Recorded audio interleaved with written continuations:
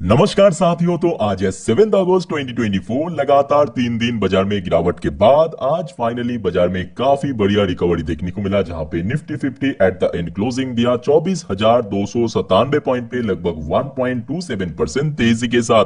और इस बात का अलर्ट भी मैं आपको कल रात की 10:30 की वीडियो में क्लियरली मेंशन कर दिया था। इवन वीडियो की थंबनेल पे भी मेंशन किया था कि निवेशक के लिए बढ़िया खबर। इवन उसके नीचे आप देख लेना, यह भी मेंशन किया था कि पोर्टफोलियो कल रिकवर कर सकता है।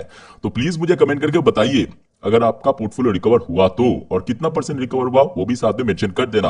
और एक और छोटा सा रिक्वेस्ट करूंगा, अगर आपने चैनल को सब्सक्राइब नहीं किया फटाफट करके रख दीजिए। और आज रात की जो 10:30 की वीडियो आएगा, लगभग वही 10:40 के भीतर आपको मिल जाएगा इस चैनल के ऊपर, उसको देखना मत भूलना, क्योंकि कल निफ्टी 50 की एक्सपायरी भी है, ऊपर से कल एमपीसी मीटिंग का आउटकम भी निकलेगा आरबीआई द्वारा। ठीक है, तो दोस्तों आज जो बाजार में रिकवरी हुआ, एक ऑल ओवर या बोल सकते हो कंप्लीट रिकवरी हमें देखने को मिला। चाहे हम बात करें यहाँ पे बैंक निफ्टी, आज तो फिलहाल बैंक निफ्टी की एक्सपायरी था, बट स्टिल बैंक निफ्टी थोड़ा सा वॉलेटाइल था, बट क्लोजिंग के समय एकदम से रिकवर किया, 0.75% ऊपर आके क्लोजिंग दिया।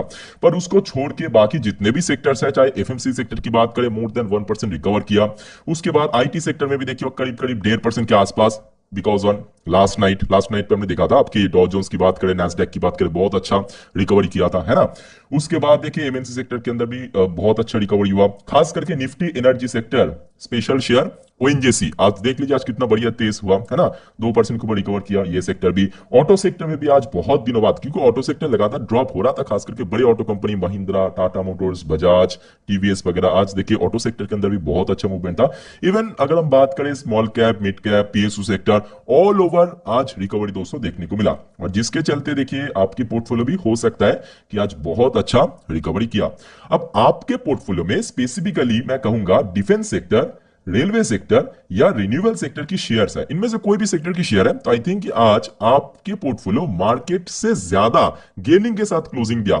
और खास बात यह है कि इरेडा की शेयर, दोस्तों इरेडा एक ऐसे शेयर जिसको मैं एकदम डे वन जब लिस्ट हुआ था तब से लेके अभी तक लगातार मैं आपको सजेशन दिया था कि भाई साहब इसको इग्नोर मत कीजिए। इवन कुछ दिन पहले तो हमने देखा था कि शेयर लास्ट डे आप देख लीजिए ना, ये देखिए लास्ट डे कहां पे पहुंच गया था शेयर, ये देखिए 230-35 के आसपास आपको शेयर मिल रहा था, जबकि शेयर अपना ऑल टाइम हाई से ऑलमोस्ट 18-20% क्रैश हो गया था। तो आप समझ सकते हैं इससे अच्छा ऑप्शन तो हो नहीं सकता। और आज की डेट पे इतना बढ़िया खबर आया दोस्तों, आप लिटरली सोच भी नहीं सकते।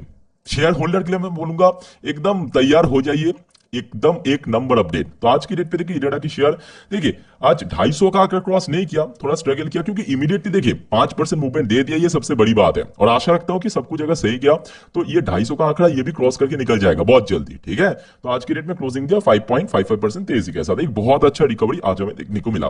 तो देखिए इसके पीछे मेनली देखिए दो रीजन है। एक तो देखिए आज ओवरऑल सेक्टरल वाइज, मतलब मैं पीएसयू सेक्टर की बात कर रहा हूं, ओवरऑल सेक्टरल वाइज एक बहुत अच्छा रिकवरी हुआ, चलो उसका थोड़ा सा इंपैक्ट हमें देखने को मिला। और दूसरा वजह दोस्तों ये न्यूज है, कौन सा न्यूज, ये देखिए straight run IREDA plan to raise nearly 5,000 crore भाया FPO follow on public offering in February 2025। तो तैयार हो जाइए। और ये देखिए ये कोई अनऑफिशियल न्यूज नहीं है, ये स्टेटमेंट दिया कंपनी के खुद चेयरमैन ने। मैं आपको थोड़ा पढ़ के सुनाता हूं उनके द्वारा क्या स्टेटमेंट में कहा। ये देखिए द चेयरमैन सेड, मतलब इरेडा की चेयरमैन क्या कहा, we are targeting to raise around 4,500 to 5,000 crore, 4,500 से लेके 5,000 करोड़ इन फरवरी 2025। अभी चल रहा अगस्त का महीने, सितंबर, अक्टूबर, नवंबर, दिसंबर, जनवरी, फरवरी, हाथ में 5 से 6 महीने है।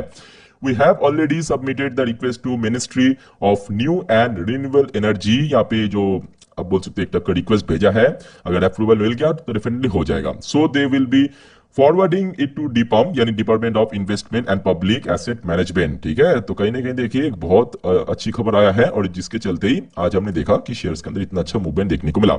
दोस्तों आपको अब देखिए ये नहीं लग रहा है कि ये न्यूज तो कहीं सुना सुना लग रहा है, तो जी हाँ आपने सही पकड़ा, बिकॉज ये न्यूज देखिए एक तो आज, अब देखिए इस दोनों में मिक्स मत करना। अब ये जो न्यूज मैं आपको दिखा रहा हूं ना, ये आज से कुछ महीनों पहले का न्यूज है। कब का न्यूज है पहले आप देख लीजिए, 22 मई का न्यूज है। कंपनी एक बार दोस्तों ऑलरेडी फंड रेज कर चुका है, ध्यान से पढ़िए। ये देखिए IREDA issue clarification on FPO, share gain 5%। उस दिन भी हमने देखा था 5% गेन किया, तो उस टाइम पे देखिए शेयर का मूवमेंट कहां पे था, ये देखिए इंटरडे हाई टच किया था 193, मतलब जब ये शेयर चल रहा था बिलो 200, 170-80 के आसपास, समझ रहे हो ना कौन सी मतलब टाइम की मैं बात कर रहा हूं। उस समय हमने देखा था कंपनी ऑलरेडी फंड रेज कर लिया था, और यहाँ पे देखिए फिर से 4,500 से लेके 5,000 करोड़ की फिर से फंड रेज करेगा। अब देखिए आपके दिमाग में जरूर तो ये आया होगा कि भाई साहब इतना फंड रेज क्यों कर रहा है, क्योंकि देखिए ये ऐसे सेक्टर में काम कर रहा है ना, कंपनी की हाथ में पैसे की जरूरत है। मेरे बात को समझने की कोशिश कीजिए, क्योंकि देखिए कंपनी क्या काम करता है, आप जरा सोच के बताइए कंपनी क्या काम करता है। रिन्यूएबल सेक्टर तो है, बट कंपनी बेसिकली फाइनेंसिंग का काम करता है, मतलब जो ब्याज की कमाई इसका मेन रेवेन्यू सोर्स है। मतलब दूसरे कोई कंपनी को लोन प्रोवाइड करते हैं, है ना, फंडिंग करता है, तो उसके लिए देखिए कंपनी के हाथ में तो पैसे की जरूरत है। वो पैसा कहां से आएगा, कंपनी के हाथ में जितने भी कैश था वो तो फटाफट फटाफट इतना डिमांड है कि वहां पे लगातार यूज हो रहा है, यूटिलाइज करे कंपनी। तो उसके लिए इसके पहले भी हमने देखा था लगभग 1,500-2,000 करोड़ फंड रेज किया था, और आगे भी देखिए फरवरी 2025 में डेट भी डिक्लेयर कर दिया है ना आपके चेयरमैन की तरफ से कि फिर से फंड रेज होगा। तो कहीं ना कहीं देखा जाए कि कंपनी के हाथ में ह्यूज डिमांड है, और जिस वजह से लगातार हमें इसके बैलेंस शीट में भी आपको ग्रोथ दिख जाएगा। इस बार भी आप देख लीजिए highest ever income company generate किया, भले इस बार हाँ थोड़ा सा मार्जिन के अंदर फॉल किया है, बट स्टिल कंपनी की प्रॉफिट जो है उसमें कोई बहुत बड़ा फॉल नहीं किया, बल्कि हाईएस्ट एवर प्रॉफिट दोस्तों कंपनी जनरेट किया Q1 पे। और सबसे बड़ी बात यह है कि कंपनी की जो एनपीए की परसेंटेज, मतलब non performing asset, gross NPA, net NPA काफी हद तक ड्रॉप हो चुका है। देखिए अब देख लीजिए ईयर ऑन ईयर बेस पे ही देखिए, लास्ट ईयर का आंकड़ा ये है 3 पॉइंट समथिंग, इस बार देखिए 2 पॉइंट समथिंग पे पहुंच चुके ग्रॉस। नेट की बात करो 1.61 था, और नेट की बात करें इस क्वार्टर में कितना बिलो 1% पहुंच चुका है, 0.95%। तो आप समझ सकते हो कि एक अच्छी कंपनी अच्छी वैल्यूएशन पे मिल रहा है, तो आई थिंक इससे अच्छा मौका हो नहीं सकता। लॉजिकली आप सोच के बताइए, ठीक है। बट हाँ यहाँ पे एक और बात मैं ऐड करना चाहूंगा, जो भी आपको मैं बता रहा हूं ना, ये शॉर्ट टर्म इन्वेस्टर्स के लिए ही नहीं है। अगर आप शॉर्ट टर्म इन्वेस्टर्स हो, आप चाहे तो वीडियो कभी भी स्किप कर सकते हो, ऐसा कोई बड़ी बात नहीं है। मैं हमेशा बार बार बोलता हूं लॉन्ग टर्म इन्वेस्टर्स के लिए परफेक्ट शेयर है। आपको मिनिमम 3 से 5 साल देना पड़ेगा, मैं आपको लिख के देता हूं 3 से 5 साल देना पड़ेगा, क्योंकि देखिए शॉर्ट टर्म में कुछ भी हो सकता है। आज जो 250 का शेयर चल रहा है, मैं सपोज आज आपको बोला कि भाई साहब खरीदे, और कल आपने देखा 200 में पहुंच गया, तो आप फिर से आके कहेंगे कि सर आपने तो फंसा दिया मुझको। देखिए मैं कौन सी पॉइंट ऑफ व्यू से बोल रहा हूं उसको ऑब्जर्व कीजिए, उसको समझने की कोशिश कीजिए। हाँ तो मैं बोल रहा हूं लॉन्ग टर्म में देखिए आज की डेट पे इतना अच्छा कारोबार था, देखिए कल के लिए यानी 8 तारीख के लिए ऑलमोस्ट 70,000 के आसपास शेयर भी पहुंच चुका, मतलब ये मॉडल लग चुका बाइंग साइड में। आज वॉल्यूम भी एक डिसेंट टाइप का था, 2 करोड़ के आसपास शेयर ट्रेड हुआ। डिलीवरेबल परसेंटेज एक डिसेंट था, बहुत ज्यादा भी नहीं था बहुत कम भी नहीं था, 23.71% के आसपास, ठीक है। ओके दोस्तों देखिए जितने भी इंपॉर्टेंट अपडेट था आपके साथ में शेयर कर लिया। अब चलिए थोड़ा सा मैं आपको टेक्निकल चार्ट पैटर्न को लेके चलता हूं। तो दोस्तों भी आपके सामने मैं ओपन कर लिया इरेडा की लास्ट 3 महीने की कैंडलस्टिक चार्ट पैटर्न। शुरुआत करेंगे एनालिसिस, बट उसके पहले दोस्तों अगर आपको वीडियो अभी तक अच्छा लगा, इन्फॉर्मेटिव लगा, प्लीज वीडियो को लाइक करके जरूर एनकरेज करना। अच्छा दोस्तों एक और बात मैं बोलना भूल गया, आज ना NHPC की रिजल्ट आउट होने वाला है। लास्ट टाइम जब मैं चेक किया था तब तक आउट नहीं हुआ था, आई थिंक कि शाम के वक्त आउट हो जाएगा 7:30-8 के भीतर ही। तो जैसे आउट होगा मैं आपको एक इंडिविजुअल वीडियो के थ्रू डेफिनेटली पोस्ट कर दूंगा। NHPC के रिजल्ट देखना मत भूलना, ठीक है। तो चैनल के साथ जुड़े जरूर रहना, बहुत इंपॉर्टेंट, बिकॉज क्वार्टर हमने देखा कि NHPC का बहुत अच्छा होता है परफॉर्मेंस, ठीक है।